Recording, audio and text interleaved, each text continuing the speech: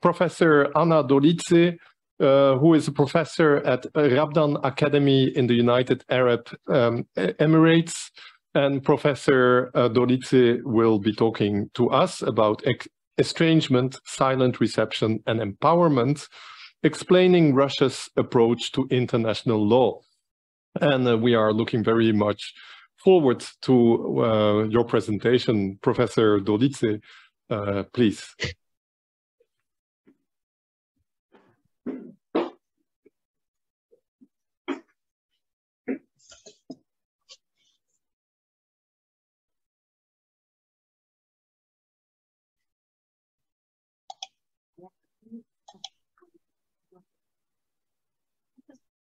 I'll start. Just seconds. Yes. Be patient. So Yeah. just a technical problem. So. Yeah.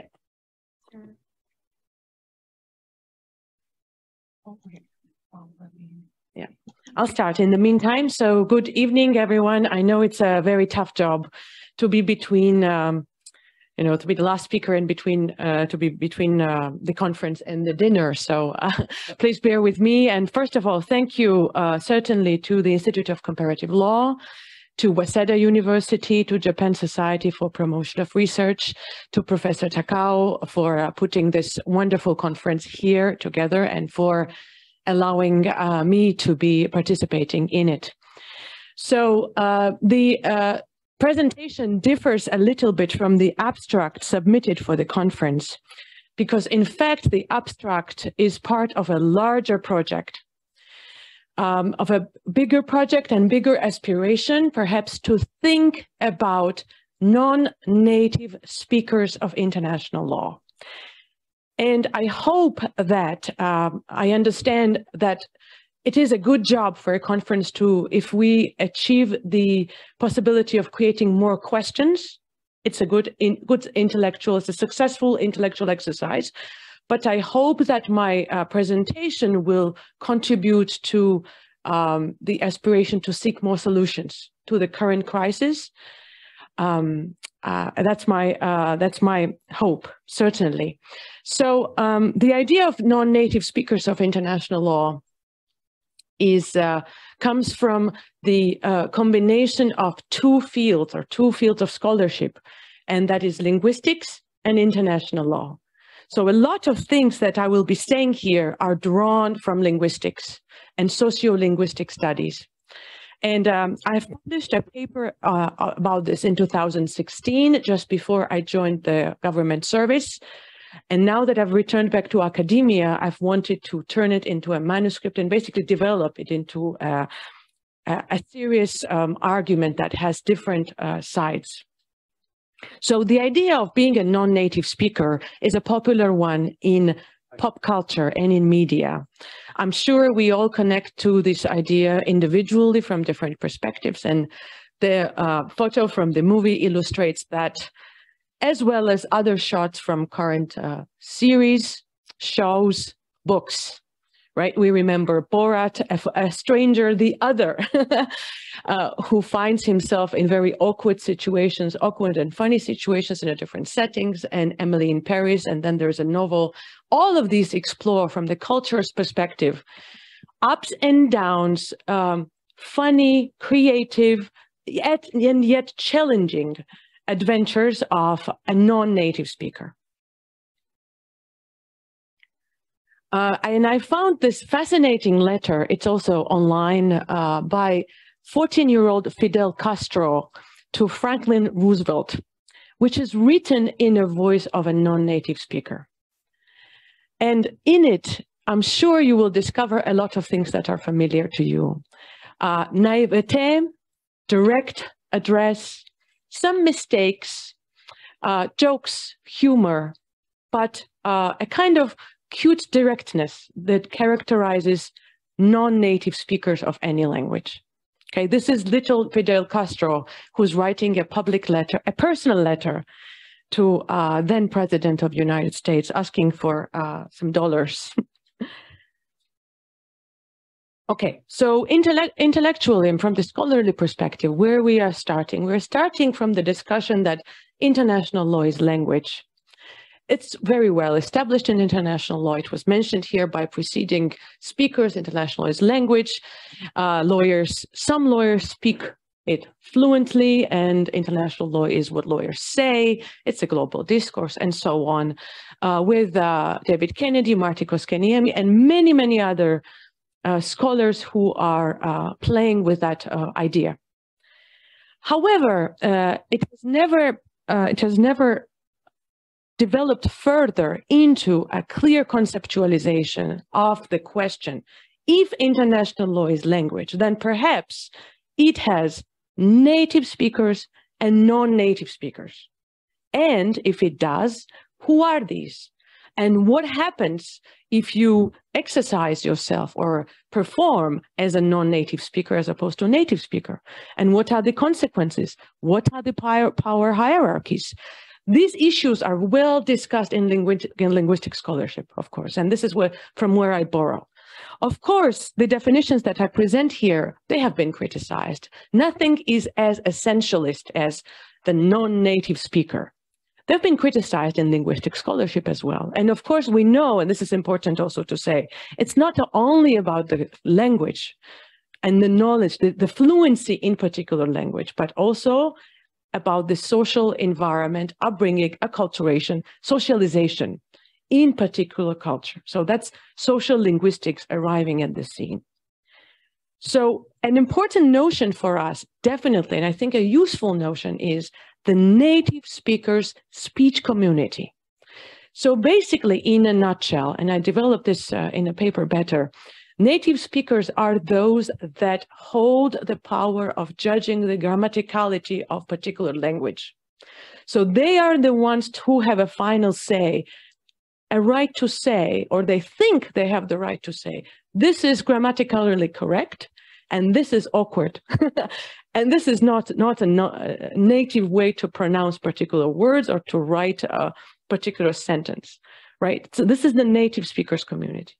International law, I believe, and I'm happy to delve into further here or later probably in the paper, if we start thinking about non-native speakers, we also have to think, who are the native speakers? Here in this presentation, I spend my time only on non-native speakers, who they are, and what are the discursive tools, the rhetorical moves non-native speakers use. Now, why is this relevant to current topic of Russia-Ukraine war and Russian attack? Because I firmly believe once you look at the Russian rhetoric throughout time, not only recent, so not only February 24th speech of last year of President Putin, not only February 22nd speech recognizing the two republics, not only Crimea annexation speech of 2014, but Russian scholarship and intellectual writings 200 years ago. You see these 4 rhetorical moves from one to another, and I'll list them now. And if you read scholarship about Russia and Russian international law, you can see these rhetorical moves present from one time to another. And I refer here to international law scholars, for example, Lauri Markso's work, who cites extensively Russian international scholarship, as well as my own empirical examinations in Russian. So non-native speakers, these are the general characteristics from the socio-linguistic scholarship. Who are they? Primarily, of course, in the beginning, when they're learning a language, they're experiencing estrangement, disaffection, isolation. Later on, non-native speakers, as they learn new language, few wonderful things emerge. They are ultimately embraced by the native speakers community who acknowledge the linguistic capacity. And a wonderful thing that very few people have thought of is the creative possibility by the newly emerged multilingual speaker to move between languages. This is key. So a multilingual speaker's world is richer than a monolingual speaker. A multilingual speaker can switch between codes. This is my last point. So they have their own language, their own codes of their own language, and they have the newly acquired language. And at all times, what also happens, and I have tons of examples from novels, a multilingual speaker, when they move between codes, they have found more freedom also. They're freer in expressing things because they have this other, their own world with which they're familiar, right? So they're more creative. Okay. These are the moves, and I will delve into them very shortly. So let's take an example. Let's take 2008 Munich Security Conference speech by Vladimir Putin, for example, as a text. There is a website where you can see all the texts by Russian leaders at various conferences, and you take them. You will see how they're hitting these notes like musical notes. This is the metaphor. So they're moving from one mode, rhetorical device, to another, to third, to fourth, and then the first. So as I don't have much time, I'll go into these. So the first one is disaffection, disengagement, frustration. The second one is constructive dialogue. And there are some examples here. Of course, I cannot say, we want to go back to to this, maybe. No, I'll go. So the first one is disaffection. Okay, and some examples. This is from Russian international law scholar of more than 100 years. Disaffection with international law being European, we are not considered equal, and so on and so forth. Second, a very interesting mode, which is found even in some speeches which you would in their entirety consider to be kind of hostile. But you can see moments when they emphasize the moments of constructive dialogue, points when the emphasis of constructive dialogue with the native speakers community or the West is emphasized, joint projects going on. And this can take place in some areas, while in other areas there is disaffection. This is very interesting, right? So some areas can be going in fantastic constructive dialogue with a non-native speaker, and in other areas there's disaffection. There is this frustration with acceptance. Okay. Interesting. Overcharging and empowering. This is the point where a non-native speaker acquires new language. So they have now become fluent in a new language, and sometimes they know the newly acquired language even better than the native speakers, at least the classical grammar, which they have studied studiously and they haven't learned it in a school or in a street. And this is the feeling of asserting the control over grammaticality, or at least not letting the native speakers to dictate the grammaticality. And this is I call it the stage of overpowering. And I think I would argue that what was mentioned here, let's say the African Union statement about the ICC's investigations in Africa, that could be understood as an assertion of control over grammaticality. It is we who set grammaticality in this area, not you, okay? And the last one is, not the last one, this is one of the modes, of course, is creativity and initiative. Something to definitely pay attention to is the non-native speaker, once they're fluent and empowered, they have a sense of empowerment in a new language. They come up with initiatives and ideas which, in fact, don't fit in the native speaker's worldview, because they're from a different perception of the world. So you can see millions of examples of this, for instance, initiatives from the past, from Russia. And in the speeches, the allusion to them, we have come up with this idea, we have come up with this idea, we have come up with this idea. Also, historically, Martin's Clause, St. Petersburg Conference, Humanitarian Law Conference, the idea of self-determination of international law, Brezhnev Doctrine of international law, actually, we might laugh at it now from the Western perspective, but it was a product of creative thinking, okay? And so if it's true that there are non-native speakers of international law, and this is my last point, and these are the modes through which they engage with international law, what will and can happen to international law as language in future? And here I just open with question marks and a suggestion for dialogue. First and foremost, the simplest situation is status quo. Non-native speakers, this tension will continue. As it was mentioned before, this tension, currently the most aggravated version of it, and clear, outright aggressive war by Russia. However, the tension, the civilizational tension between Russia and so-called West in relation to international law is 200 years old, at least, okay? So this status quo will continue. Second is diglossic international law, and I think it's very interesting. So when each language can have two and more varieties, a classical version and a spoken version with very strict compartmentalization. Arabic has this quality. You can learn at home Egyptian Arabic and you will never understand classical Arabic. And you have to specifically devote time to learn classical Arabic. So perhaps what we can have is classical international law, capita selecta, we study at classical European institutions would be one, but then the way it's spoken in some communities, maybe regional communities, and the way it's enforced, it would be different.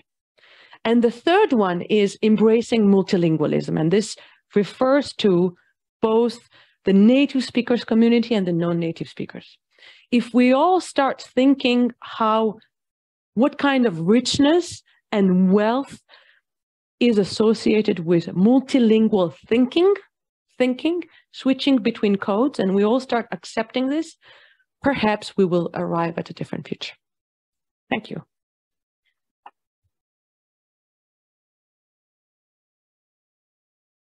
Thank you very much, and an excellent note to finish to explain like this richness of multilingualism and try to find solutions to go forward. So I think that this is excellent to start the discussion. And again, we have received, and thank you to all of you for participating in this very active way. So we have received many questions. I would like to open by asking Professor Kapelanska-Pregowska to ask her question, which was actually written in the chat. So we not only have questions in the Google Forms, but also in the chat. Well, if possible, can you switch on your microphone and camera, maybe just to ask your question? I think it's better to have you frame your question. Thank you, Mr. Chair. Well, it's rather a reflection, but maybe a question at the same time. So I was thinking, and it's a question to both the first and the second presenter, what are we really analyzing, or what is the problem here? Because I can see there is a fundamental difference between analyzing the core of the problem is how we legally assess the Russian aggression, and how do we assess the consequences, meaning the inactions or reactions of individual states or international organizations. So how would you see this? Who would like to answer? Thank you very much. Professor Nakai? Well, thank you for your question. Frankly speaking, I'm a little bit surprised to be confronted by such a somewhat offensive question, and which may deny all of my research. But I understand, but not everybody is in the same point of view. And what I was trying to do is that what is the problem perceived by the South, perceived by others? We must hear others. If you don't agree, it's a pity, but in my opinion, we should hear others. And I'm basing on empirical fact that there is a division, actually a division in North-South way. That's my point. Okay, thank you.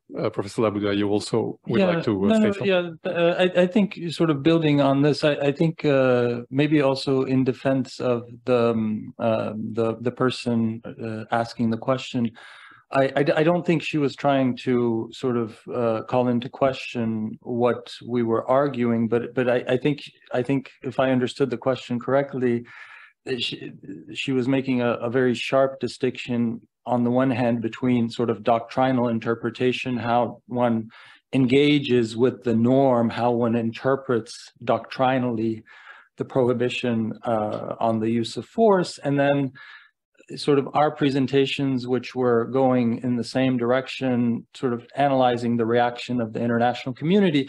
And I agree with you in that I don't think we can make this sharp distinction. I think that sharp distinction is a bit artificial. The argument that there is some kind of pure doctrinal reading that can give us an answer about whether this is a violation of Article 2.4, and this violation is more scandalous than previous violations, because I'm now sort of reacting to your presentation, the very first presentation in this panel. I don't think that that doctrinal interpretation exists outside the interpretive community, and we are engaging in our two presentations with the interpretive community. And if many parts of the world disagree with sort of the Western point of view, that's something that we have to engage with. We have to, it's not enough to just say that Article 2.4 was violated. And I do think that we need to listen. We need to listen to how these violations are interpreted by different interpretive communities, right? And so that's, I guess, how I would try to bring those two things together, and not try to make a sharp distinction between, on the one hand, doctrinal interpretation, and on the other, sort of how different actors react to the invasion. Thank you. Okay. Then I would like to give the floor to Professor Rajkovic, if I can, because you asked questions to the three speakers. So I think it is appropriate, maybe if you can summarize your questions to the three speakers, so that each of them can react to your questions and or appreciation to all your questions. That's great. Thanks a lot. No, in fact, I think it ties.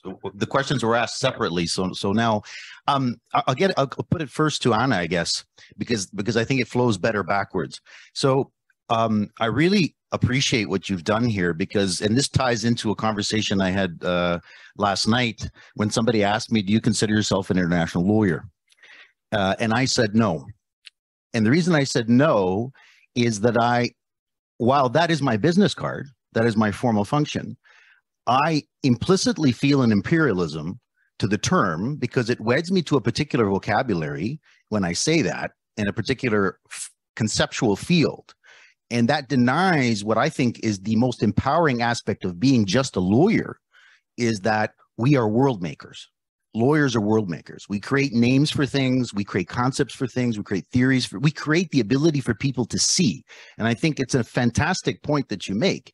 And would you agree with me on this point that part of the problem, and I'm being a bit provocative here, is that if we're going to think about global legal ordering in the future, to what extent is the label international lawyer part of the problem? Because it comes with a particular hierarchy of words and meanings which might deny us the possibilities to address the problems that we're dealing with, which then leads me to the first presentation. I love your use of the word, Professor, fair. The word fair has a racist history to it. It comes from Old French. So I'm not saying you're racist. I'm just saying that the word, no, but it's not a word of international law, but it's a very interesting word because fair relates to someone being blonde and white in Old French, in contrast to someone being brown. And the word fair is very interesting because then it raises the entire Eurocentric perspective on fair for whom and for what purpose. And I think your Global South focus on and the resolutions is really interesting. And it shows the problem that the third speaker points out is that one of the big problems that we have is violence. What is violence in the global order, right? Which violence is aggression? Which of violence is not? Why does it happen that it often when violence is on the white skin, it's aggression. When it's on the brown skin, it's not. Or, you know, every 10 seconds, a child dies of malnourishment. But that's not really the violence we deal with as international lawyers. Go to those other guys, right? So in that sense, I think it's brilliant that you raised the term, but also I'm disappointed that you raised the term legitimacy, because the word means nothing.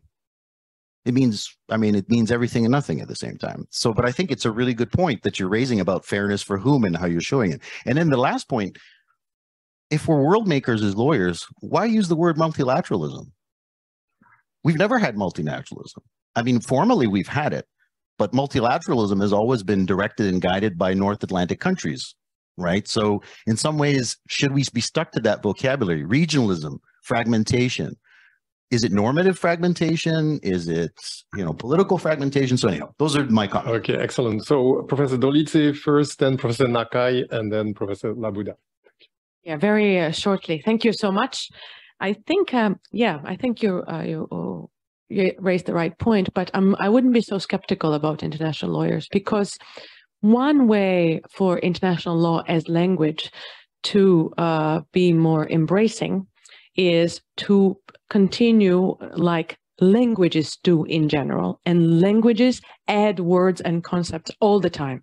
This is the problem with international right now, that if it was truly a language, well, of course, it's who controls it as a language, and who makes the language, and who dictates the grammar of international as language. So if international lawyers understand and start thinking as multilingually, which means recognition that there is other worldviews behind this language, there are then these worldviews can be reflected in the language of international, like with our normal languages, where you have a classic language and then a slang, and then it gets updated with new vocabulary all the time. So language is much more vital. So a solution to that is for international lawyers and institutions that to produce them to understand multilingualism as an idea. And therefore, then they will relax when other concepts and words are brought in.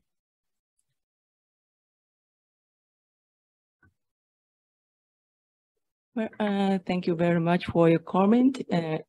It is not really a question, but rather a comment, I understand. And yes, I talked about legitimacy, which disappointed you. But I use the word legitimacy. Using the word legitimacy, I mean the legitimacy perceived by the legitimacy of international system, not the action, but for international system perceived by every nation. And in my point of view, the South statement shows concern about they're wondering if the international law is worth respecting. It is connected to legitimacy, in my opinion. And that is why I use the words legitimacies, and means ideas about source of legitimacy. There are several ideas about source of legitimacy, and the discussion of the South seem to be related with those questions. So that's why I use the word of legitimacy. Yeah, just very briefly. I mean, it's also more of a comment. So I mean, it's interesting. It's something I haven't thought about enough, and so I think I will do that. Yeah, sort of.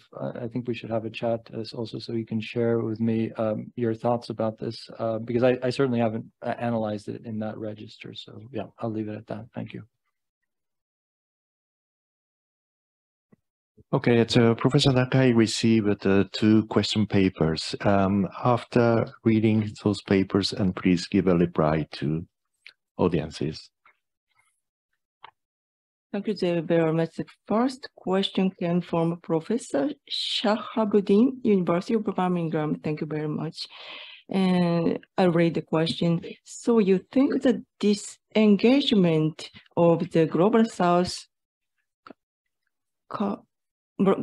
countries can be explained by a potential return to the moment of the historic Bandung Conference and the normative refusal to all forms of imperial alliance. If so, what are the potential limitations or risks involved in such an approach under current circumstances? Well, as far as you mean risk of potential return to a Bandung conference, in principle, I do not deny the possibility. However, the international environment changed. Many of developing countries who were developing countries at the time are now at least relatively developed. And they are developed and they have separate interest in international relations with other countries one by one. And therefore, I don't think that the current global south will return to the 50s. However, the risk always remains. And in my opinion, what is worth to be thinking about is that the efforts to reduce the shortcomings and the defect of international law could benefit every nation. In this point, there is no division. There is no north-south division. If there is a defect and shortcomings, we must make effort to reduce it. It's for everyone's sake. And another question, second question came from Professor Robin Lacharan, Mahidol University, Thailand. Thank you very much. And does China accept the equality of sovereignty of states, or does it prefer all under heaven? Well, this is very difficult question for me to answer because I'm not specialist of Chinese discourses. But if you permit me to say something basing on what I found about China in my research is focused on the relationship between China and other smaller southern countries. And I do not think that China is one of the advocates of equality of states. On the contrary, I have an impression that China rather makes much of power. They assume a special role of powerful states. In this point, Chinese and Asian context is different from that of Latin America. And I got one third question from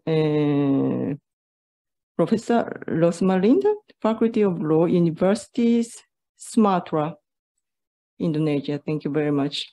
In the context of legitimacy of power of Security Council, is that possible to raise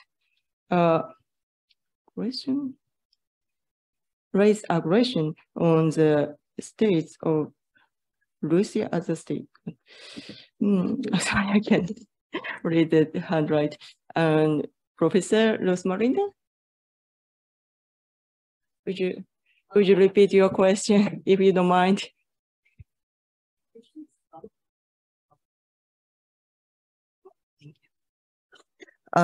It's a questionable about the Russian today, since the legitimacy of the power. The question that I ask you is about should we ask about the territory? For example, the Russian today is, I think it's different with the previous one, especially for the territory. So should be Russian is still have the power as before? So that's the first one. And the second one is consider the situation today. So will the UN exist for the future? Because of we do not know about the states. Do they still have the real state like today? So that's my question. Thank you. Thank you very much. And again, this is a very difficult question for me to answer because I'm not specialist of the territories, but I try to answer.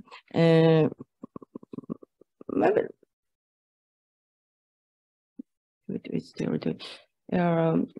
I'm sorry, I'm quite not sure in that I'm adequate person to answer this question. And maybe Russia's position is controversial, but I have my own idea. I'm sorry, this is my answer. Okay, then I would like to give the floor to Professor Labuda So I'm not going to read the question because it's one page long, but I'm just going to try and summarize it. I mean, it's a very interesting question, comment. It's about the relationship between regionalism and Carl Schmitt's Grossraum theory. And sort of the question then is, should we not put utmost importance in the universal principle of non-use of force? So a universal principle as opposed to regionalism. And because I've been told that I shouldn't go on for too long, I'm going to try and just throw out some thoughts. Hopefully I won't be misunderstood, because this ties in with the point made by the previous speaker about China. China is no benevolent actor when it comes to the use of force, right? And so when we're talking about sort of moving away from a Western world, a unipolar world where the West, the Pax Americana, ensures security, right? And I say that in quotation marks, right? Because again, it's insecurity for some parts of the world, security for the Western world. And we're moving to a multipolar world where I think we are going to see regional security zones. I do think we need to think critically about what this means. And I say this also because I think among international lawyers right now, there's a tendency to be very critical of the West, and there's a tendency to romanticize the third world, the global South, if I may say so. Again, I was going to try and be brief, and I can't expand on what this means, but I do think that we need to think very critically about what it means if we move away from this Western world and to a more multipolar world. What does that mean for the prohibition on the use of force, right? What does that mean for different regions? What does it mean for Asia? What does it mean for Latin America? Because I think the point about Latin America having a tradition of non-intervention, which is very different from what might happen in Asia, where there is a dominant power like China. It'll be very different from then Africa, where again, there's also a strong tradition of sort of upholding sovereignty. So I guess, what I'm trying to say is that, oftentimes when we use these categories, global South, the third world, China is part of that category oftentimes, right? But I do think we need to think critically about what that means. This challenge to the Western world, right? Western hegemony, I understand it. It makes a lot of sense. But of course, we're opening a can of worms. I mean, that can of worms has been opened a long time ago. It's been happening for a long time. And so, yeah, I just think there are a lot of questions and very few answers for the time being, right? So, yeah, I'll leave it there. Thanks. Indeed. And yes, we have many more questions, and unfortunately, we won't have time to answer those questions. We are already like more than 20 minutes over our allocated time. But I would like to give the floor to Professor Anne Peters for a final question, comment. And that will be addressed to all the speakers. So Professor Peters, if you have the opportunity, and I see that you're already on Zoom, so please, you have the floor, and thank you for being here with us online. Yeah, thank you. I hope you can hear me. I dropped out in between, and then also I was still in my pajama in the first half, but now I dare to switch on my camera. So thank you for really wonderful contributions. I think this was a wonderful session with very, very good remarks and insights. But still, I found that one common theme running through many presentations was the idea of law as language. Professor Waschiński started with that, and then we had this wonderful linguistic analysis by Professor Nakai, and then in the remarks now, Professor Rajcic said, we lawyers are world makers. So I myself, I really very much espouse to constructivism as an approach by pointing to the importance of shaping the world through labeling, and that it is very important that law is a discourse and that the legal arguments are something which channel the discourse, and that there are some arguments which drop out and are therefore not accepted. And I think that not anything goes, but that something indeed, as was said, is bullshit according to the rules of this discourse. And that it matters. And even if it's only through the civilizing force of hypocrisy, that states have to come up with arguments which will be recognized as legal arguments.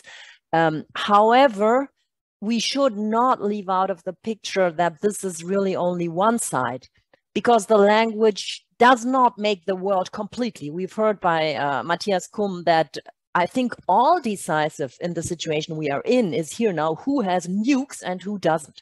So language is an important part of the function of law, or of the feature of law, but it's not enough. If there is only language, then I think we cannot call it law anymore. Thank you. Thank you very much. So it's very nice comments for Professor Peters. I'm a little afraid that her comments put on a fire for another new discussion, but sorry to say it, we have no time more for this session. I'd like to close the session and go to it's dinner time. So it's 7:25, so it's you will have 55 minutes for dinner, and the second session will begin at 7:20 sharp. All right, and also we have an announcement for your dinner, so please.